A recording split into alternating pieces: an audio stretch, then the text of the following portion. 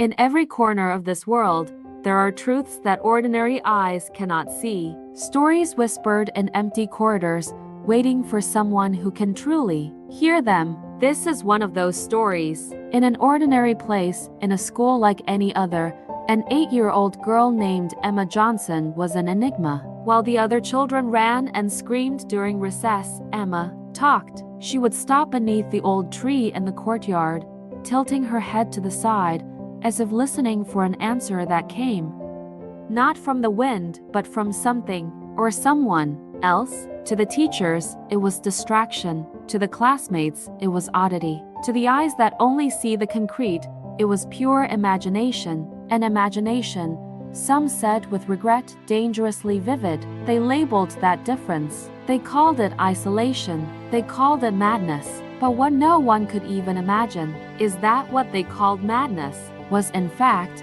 the rarest and most extraordinary of gifts, a gift that few souls throughout the history of humanity have been chosen to bear. Because Emma Johnson wasn't alone. She never was. While the world saw an empty courtyard, Emma saw presences of light. Where others saw shadows, she saw wings. She was the child who saw angels where no one else could. And that's just the beginning. Because the real question isn't whether Emma saw the invisible, but why these messengers revealed themselves to her. What did they want? And what happens when the world tries to silence a voice that hears the secrets of heaven? Emma's story is about to be revealed, and nothing will be as we imagined. Imagine a quiet street in an ordinary neighborhood where life follows its peaceful rhythm. Now, close your eyes for a moment and try to visualize the purest scene of innocence. A cozy little house with lace curtains and flower pots in the window. It was there, in that peaceful corner, that Emma Johnson lived, a tiny 8-year-old girl with a head of golden curls that seemed to defy gravity and blue eyes so deep they reflected the summer sky, a sky that, you'll discover, she saw in a way no one else could. Within that home, love was the fuel. Emma's mother, Sarah, was a woman of quiet strength. She worked late as a seamstress, and her hands, callous from needles and thread, were the same hands that caressed her daughter's forehead before bed, telling stories of distant kingdoms. She did everything to give her little one the best, and Sarah's greatest treasure was that simple morning ritual, seeing Emma wake up with a smile on her face, as if each new day were the most exciting adventure of all. The routine was a ballet of innocence. Emma packed her pink backpack with meticulous care, combed her unruly curls, and walked briskly to the neighborhood elementary school, her dress swirling slightly with each step. Anyone who saw her would agree. She was the essence of sweetness, a kind child who offered flowers to neighbors and helped her classmates. But if you stopped long enough to look into her eyes, really look, you noticed something that sent a chill down your spine and, at the same time, an immense curiosity. There was an ancient depth in her gaze, a serene wisdom that simply didn't belong in an 8-year-old. It was as if she were guarding the oldest secret in the universe, and that's where the mystery began to unravel. Ever since she could speak, Emma had a habit of talking to herself, or at least that's what everyone thought. She would whisper things quietly in her room, giggle into space, and most intriguingly, extend her hand into the air, palm up, as if about to take someone's hand for an invisible ride. "Who are you talking to, my love?" Sarah asked, with a tenderness that only a mother possesses as she prepared dinner. Emma turned to her without a hint of hesitation, her blue eyes shining with an inner light. "With the light friends, Mommy. They dance in the sunlight that streams through the window and whisper songs only I can hear. They are so beautiful and they always protect me." Sarah smiled, a tender and slightly rueful smile, attributing it all to her fertile childhood imagination. After all, what child doesn't have an imaginary friend? What Sarah couldn't yet understand, and what we're about to witness, is that Emma's imagination wasn't an escape from reality. It was an expanded perception of her own. Her daughter didn't invent companions. She saw them. She possessed a rare and forgotten gift, a key to a parallel world of beauty and mystery. the ability to see the divine messengers who walk among us, whispering truths and spreading their protective wings over those still pure enough in heart to perceive them. And it is precisely this purity that will be put to the test, because school, a place that should celebrate curiosity, is about to become the stage for a colossal misunderstanding. The whispers will grow louder, the shadows will lengthen, and the question hanging in the air is no longer, who is Emma talking to, but rather what happens when the world tries to force a child to deny what their own eyes see. The most extraordinary journey is just beginning. In the next part, we'll enter the halls of that school and discover Emma's first great challenge. Get ready, because the line between imagination and miracle is about to be erased forever. Don't miss the next chapter. The truth will surprise you. Imagine carrying a secret so beautiful that it overflows your soul, but every time you try to share it, the whole world looks at you as if you're broken. This was the reality for Emma Johnson, an 8-year-old girl whose greatest gift was about to become her greatest cross. The first day of 3rd grade should be about new beginnings, blank notebooks full of possibilities, and the sweet scent of fresh crayons. But for Emma, it would be the day the chasm between her world and ours would open irreversibly. The teacher, Mrs. Williams, was the embodiment of a world that had forgotten how to dream, a rigid woman whose walls were built of rulebooks and whose heart beat to the metronomic rhythm of what could be seen, measured, and touched.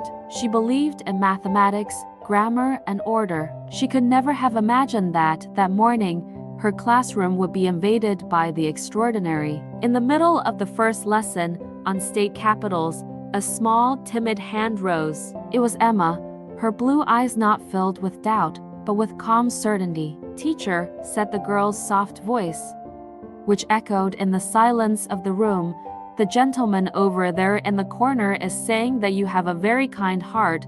What followed was one of the heaviest silences a child can experience. The entire room turned in unison to the empty corner Emma had indicated. Chairs creaked. Some students frowned in confusion. There was absolutely no one there except a stack of books and a faded world map. "Emma, stop playing these silly games." "There's no one there," Mrs. Williams snapped, her voice thick with impatience that was already trying to drown out a thread of unease. But Emma, innocent and anchored in her truth, insisted, her eyes shining with the sight only she could witness. "But he is, Professor. He has such a beautiful golden light around him, and he is smiling at us. He says the man you were taking care of, the man with the mustache, is fine and sends his regards."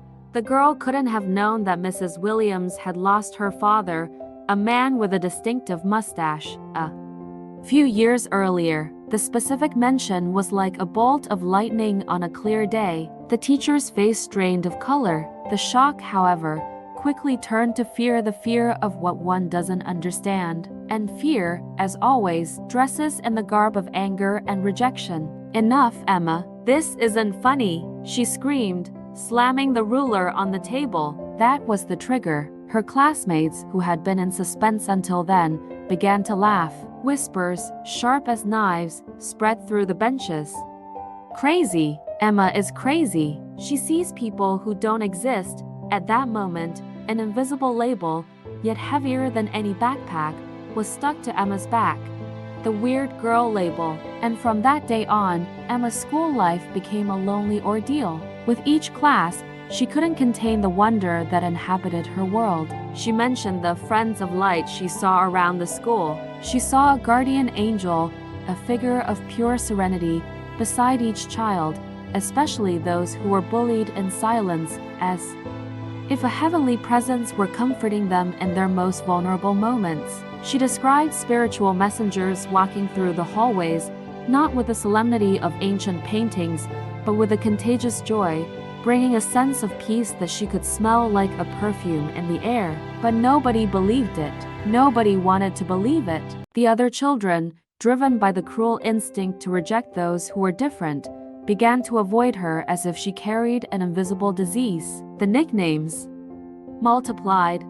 Ghost Emma, Weird Girl, Crazy Angel. During recess, the height of childhood loneliness, she would sit alone on the swing, chatting quietly with her invisible companions, while the sound of others playing formed a wall of exclusion around her. The situation reached an inevitable breaking point when the school administration decided to call Sarah in for an urgent meeting. The principal's office, with its diplomas on the walls, was a tribunal of normalcy. "Mrs. Johnson, we are deeply concerned about Emma," the principal began, her voice soft and unable to disguise the gravity of her words. "She has constant episodes, hallucinations. She talks to people who don't exist. This is disrupting classes and isolating her from the other children. Perhaps she needs to seek specialized psychological help."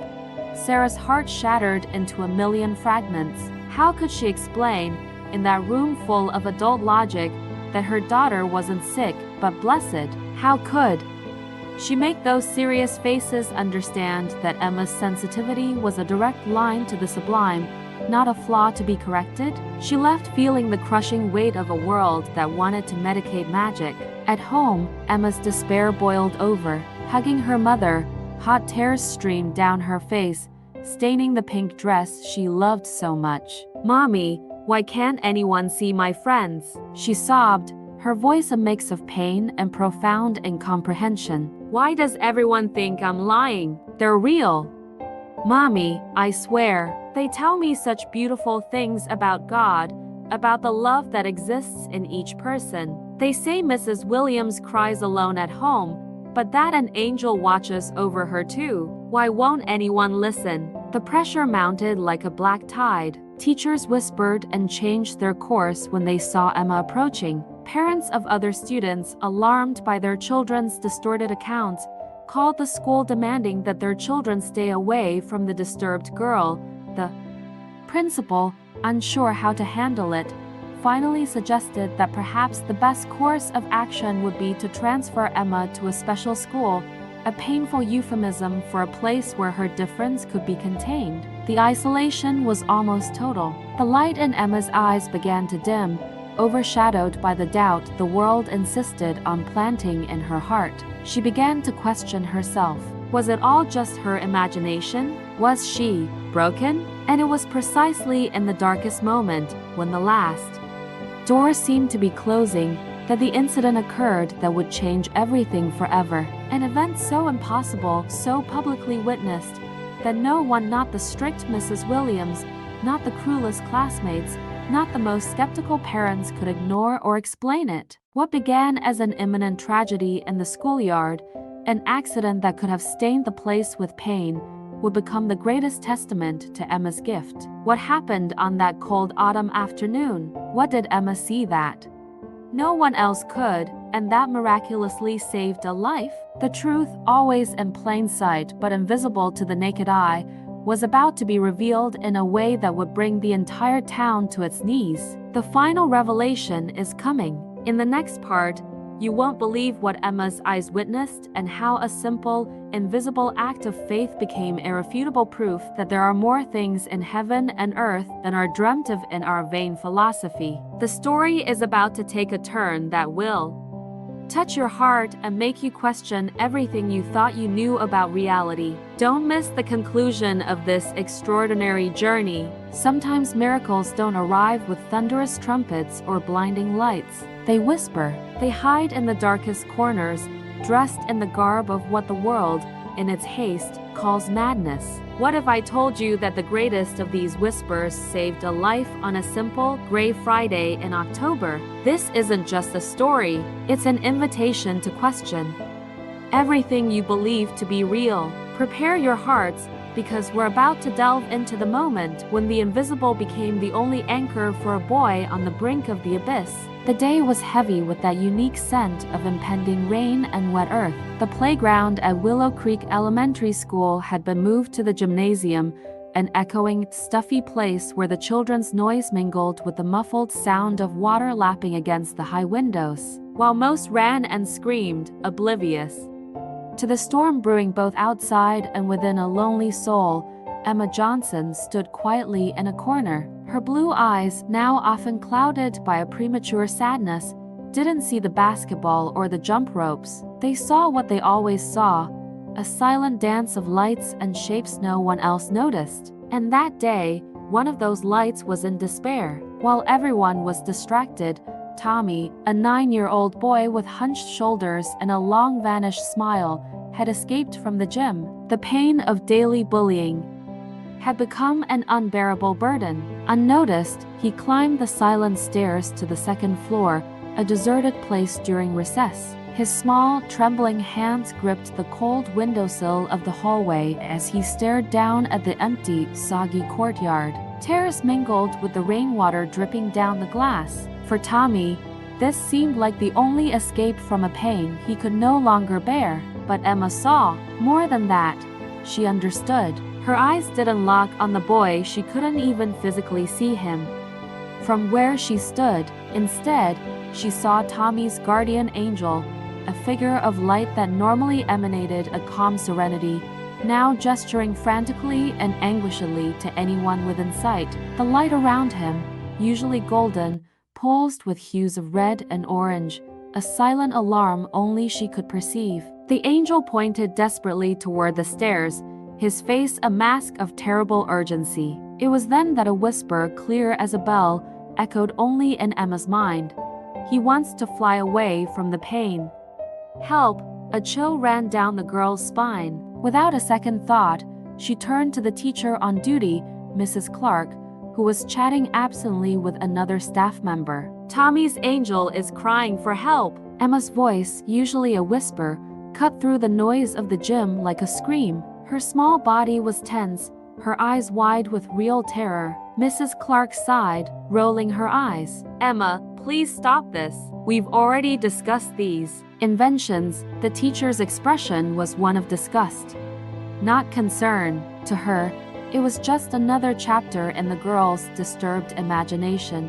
But Emma didn't back down. The vision in her mind was too real, too urgent. "He's at the window. Up there. The angel is saying he wants to fly. Please believe me." Her voice was filled with such genuine, raw desperation that for a second it made one or two children stop playing. No one moved. The looks she received were of irritation and embarrassment. "Crazy," someone whispered in the background. Emma's credibility had been so eroded that her life or death warning was treated as an inconvenience.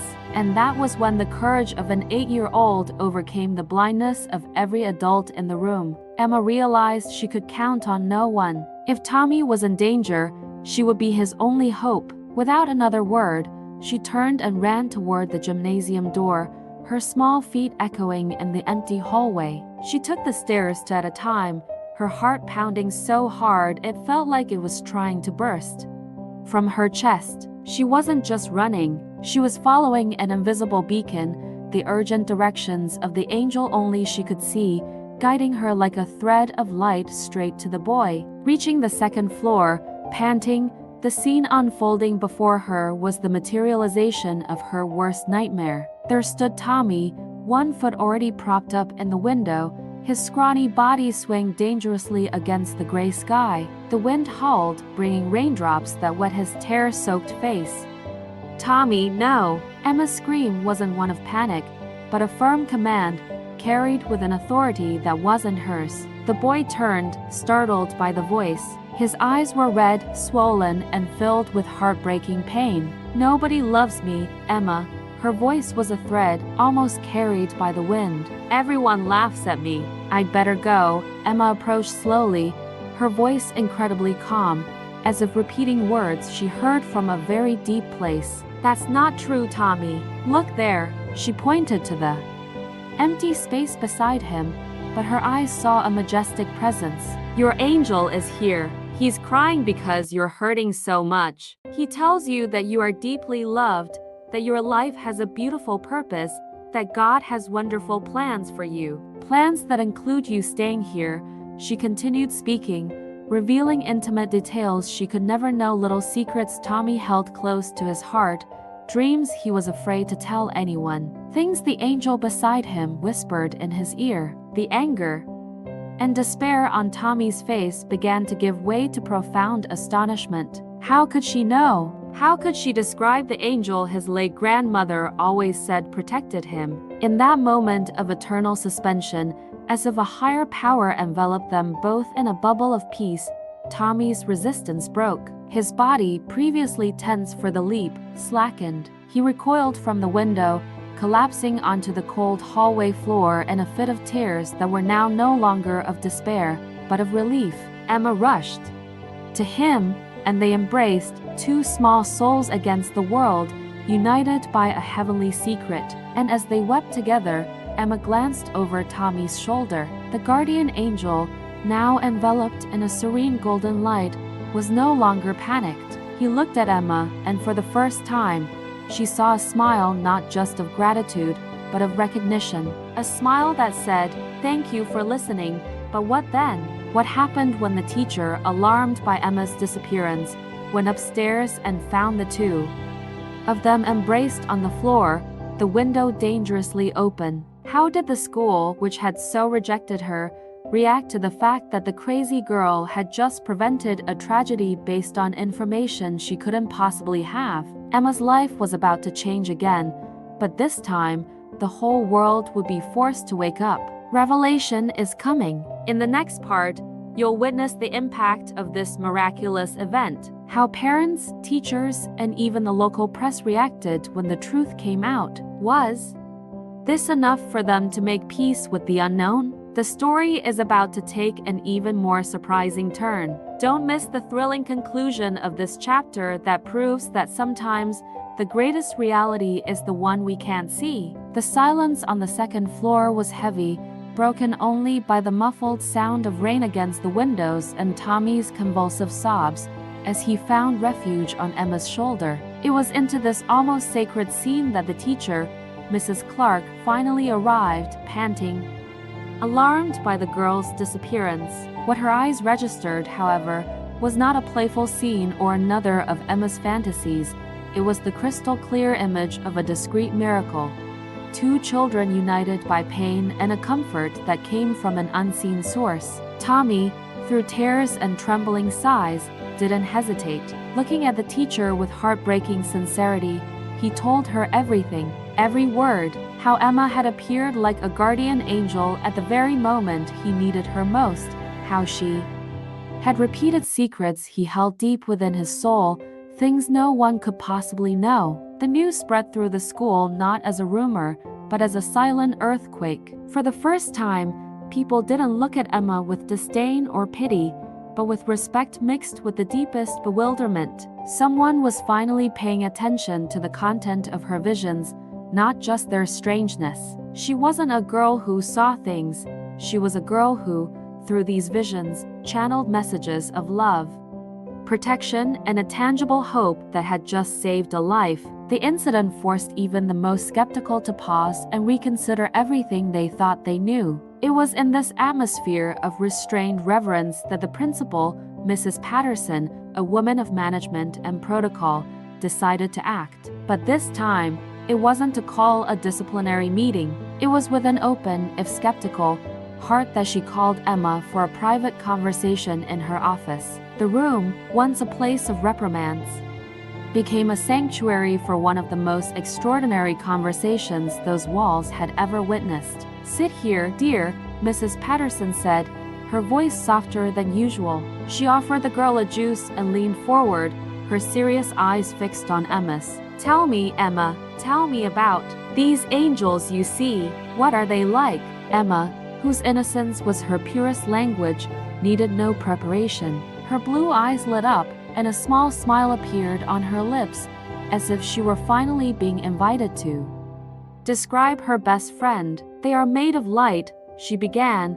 her voice melodious. "But it's not a light that hurts the eyes. It's a soft, warm light, like a hug we feel in our soul. Each person has a guardian angel who stays close by, sometimes placing a hand on our shoulder when we're sad." The director listened, trying to keep a neutral expression. And mine, Emma? Do you see my angel?" Emma looked to a spot just behind the principal, and her expression softened even further. "Yes. Your angel is a very wise lady. She always has a large, open book in her hands, filled with brilliant letters.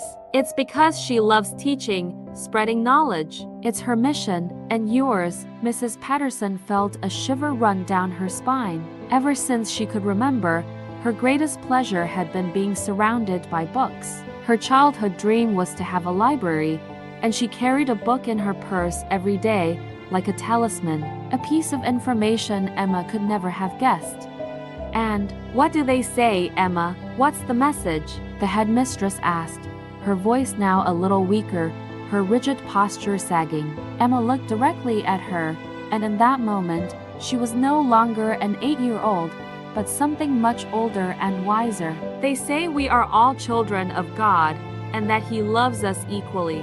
That hardships, pain, all are lessons for our souls to grow and become stronger. And the most important lesson of all," she paused, as if listening, "is that we must love one another even when people are hard to love, especially when they are hard." At that moment, a fragment of memory, long dormant, surfaced in Mrs. Patterson's mind. A passage from a book her grandmother had read to her about a doctrine that spoke of benevolent spirits. The words echoed in her mind like a distant bell.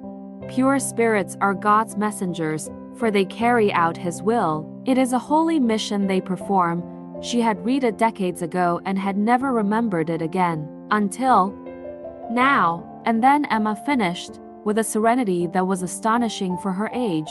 "My angel told me I came here to help people remember. To remember that we are never, ever alone. That there is a greater love, even in our saddest and darkest moments. They never abandon us." Something broke inside Mrs. Patterson. It wasn't a breakdown, but a quiet transformation. All her certainties based on rules, spreadsheets, and concrete evidence seemed small and insufficient in the face of the simple, profound truth emanating from that child. She wasn't faced with a hallucination. She was faced with a gift, and she, like so many others, had been too quick to judge, to label, to try to fit the inexplicable into a convenient box. But would this transformation in the principle be enough to change Emma's fate at school? What happened when the full story, with Tommy's account and the remarkable conversation with Mrs. Patterson, reached the other parents and the community? Would acceptance be universal, or would new, perhaps even greater, challenges loom on the horizon? Now, Emma's journey is about to transcend the walls of her school. In the next installment, you'll discover how a simple article in the local newspaper would trigger a chain of events that would place the girl and her family at the center of a whirlwind of national attention. Prepare for a thrilling journey that will explore the impact of becoming a beacon of hope in a world thirsting for miracles. Emma's true mission is just beginning, and her revelations promise to shake the foundations of what we thought possible. Don't miss the next chapter. From that fateful day on, a new breath of understanding swept through the school's corridors. The principal, Mrs. Patterson, a transformed woman, organized a solemn meeting with the entire faculty. It wasn't a meeting to impose rules, but to ask for a fresh perspective. "Look," she pleaded, not with the eyes of judgment, but with the eyes of the heart. "There are more in heaven and earth than are dreamt of in our vain philosophy."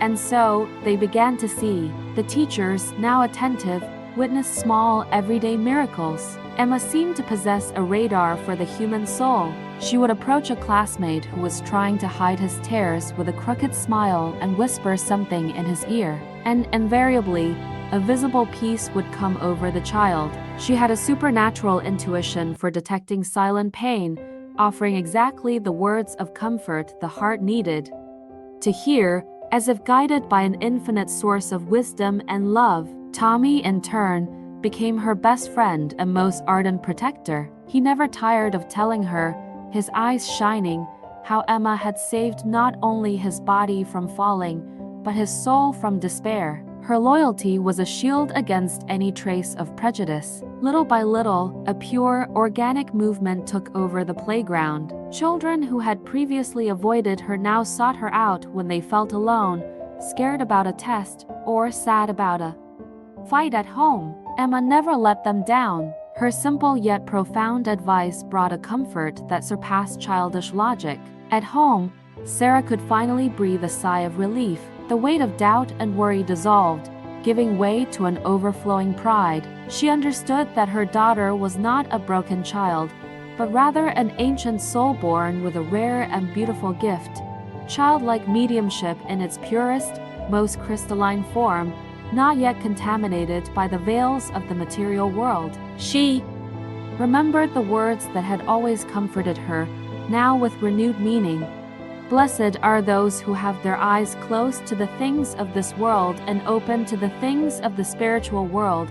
Emma grew up knowing she was different, but this difference, once a mark of exclusion, became her greatest blessing. She learned that her gift was not to be hidden in fear or shame, but to be cultivated with love, humility, and a deep sense of responsibility. Years later, that girl with golden curls and eyes that saw the invisible became one of the most respected mediums in her region. Her home is not a sumptuous temple, but a place of peace where she welcomes, especially, children and parents lost in the midst of experiences they do not understand. Today, at 28, Emma Johnson dedicates her life to helping families understand and nurture their children's spiritual gifts. In her lectures, always with a serene smile, she repeats the most important lesson of her life: angels never abandon us.